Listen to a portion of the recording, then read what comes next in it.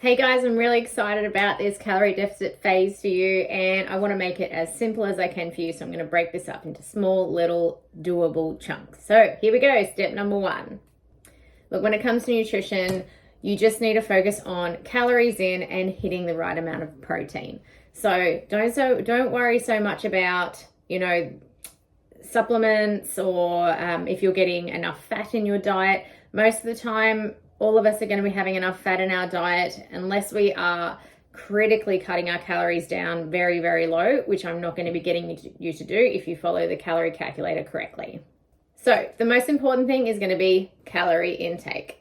So the number of calories that you eat determines whether you're going to put on weight, stay the same, or you're going to lose weight. So we want to lose weight. We need to eat in a calorie deficit. We need to find out how many calories you need to eat to be in a deficit.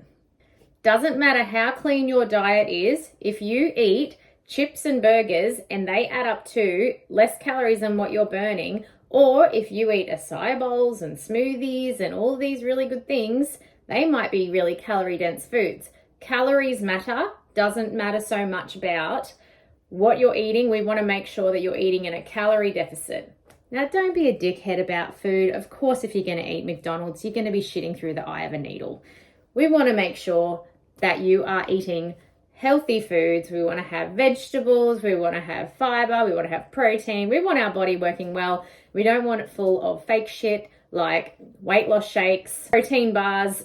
You can have them every now and then, but if you're eating them, your gut health is going to be really damaged if you continue to do that. If you're having a lot of fake sugars with maltitol, sorbitol, xylitol, all the sugar-free foods, if you eat a lot of that, it can really stuff with your gut health. So let's just clean it up, forget the bullshit, and we'll eat normally, okay? So calorie deficit is the number one thing.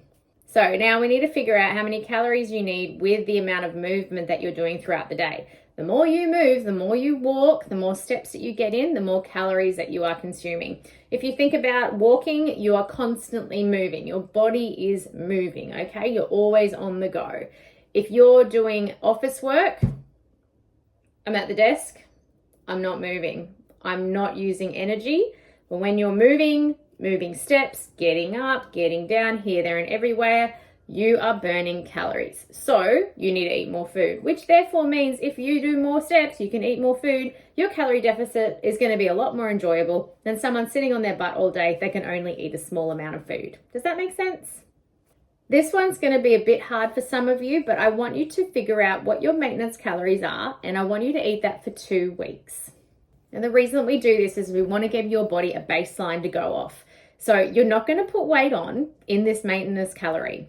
You're going to have more food in your body, which might mean that you put extra weight on, because 300 grams of food, if you eat it immediately, you're going to have more food in your body weighing you down, but it's not going to be putting body fat on you, okay? We just want to get your body used to eating your maintenance calories, okay? And then we're going to cut back from there. The way we do maintenance calories is we have consistency with the food that you're eating. So we want to know what our maintenance calories are by using a calculator, figuring out your steps. We're going to eat our maintenance calories for 2 weeks. Then we are going to go through a weight loss phase. Now remember, your weight might go up, but this is not body fat. We're going to be going by photos and measurements. The scale weight may go up, okay, but that means it's mostly because your body is being replenished with carbohydrates and you'll have a steady amount. But if we track with photos and measurements, that's where we're going to see the big changes. So here are your action steps. Number 1, use the calorie calculator to calculate your maintenance calories.